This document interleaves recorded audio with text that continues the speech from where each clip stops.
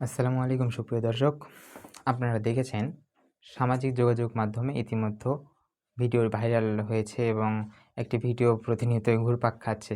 আমাদের অনেক সময় বিভ্রান্তির কারণ হচ্ছে। অনেকে মনে করছেন সত্যি।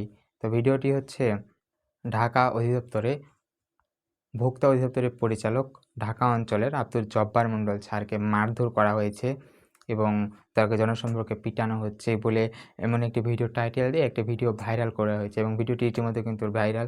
আপনারা অনেক নিউজ চ্যানেলে দেখেছেন এবং অনেকে শেয়ারও করতেছেন এবং আরও অনেকে লিখেছেন যে এই স্যারকে যারা মেরেছে তাদেরকে দ্রুত বিচারের আওতায় আনা হোক এবং অবশ্যই জব্বার মণ্ডল ছাড় নেই মানে আর একটি সত্য হাত কমে গেল। এরকমভাবে অনেকে মতবাদ করছেন, নিজেকে মন্তব্য প্রকাশ করেছেন। কিন্তু আপনাদের জানা দরকার ভিডিওটি সত্য কিনা। ভিডিওটির সত্যতা কোনো প্রমাণ নেই।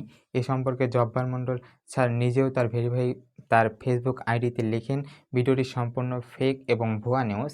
এ সম্পর্কে আমার কোনো সম্পর্ক নেই। ভিডিওটির সাথে আমার কোনো সম্পর্ক নেই। আসলে এক প্রকার মানুষ আছে যারা এরকম ফেক ভুয়া নিউজ প্রতিনিয়ত ছড়ায়। ফেক ভিডিও প্রতিনিয়ত ছড়ায় মানুষকে বিভ্রান্ত করার জন্য।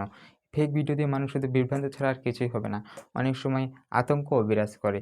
তাই আসুন আমরা সবাই ফেক ভিডিও ছড়ানো থেকে বিরত থাকি এবং আপনারা একটি ভিডিও দেখলেই সেখানে কমেন্ট করতে যাবেন না, সেখানে প্রতিবাদ জানাতে যাবেন না। অবশ্যই আগে সত্যতা যাচাই করবেন।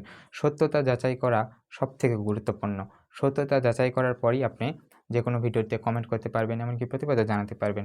তাই সবাইকে উচিত সত্যতা যাচাই করে ভিডিওতে কমেন্ট করা, শেয়ার করা। আপনি যদি ধরেন ওই ভিডিওটি যদি আপনি এখন শেয়ার করেন আপনার বন্ধুকে, সেও দেখে মনে করবে হ্যাঁ সত্যি। তারপর কী হবে? বিভ্রান্ত ছড়াবো, আতঙ্ক ছড়াবে। অতএব গুজবে আমরা কান দিব না। সত্যতা যাচাই করে তারপরে শুনবো। সত্যতা যাচাই করার জন্য আপনি বিভিন্ন পদক্ষেপ গ্রহণ করতে পারেন। বড়, বড় নিউজ চ্যানেল ফলো করতে পারেন।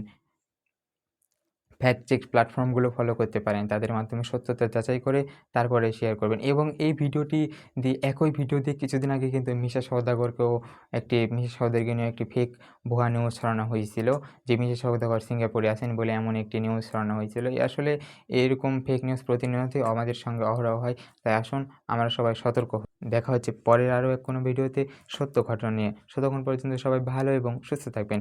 ভিডিওটি শেয়ার করে জানিয়ে দিতে পারেন আপনার বন্ধুকে, যাতে আপনার বন্ধু বিভ্রান্তির হাত থেকে বাঁচতে পারে।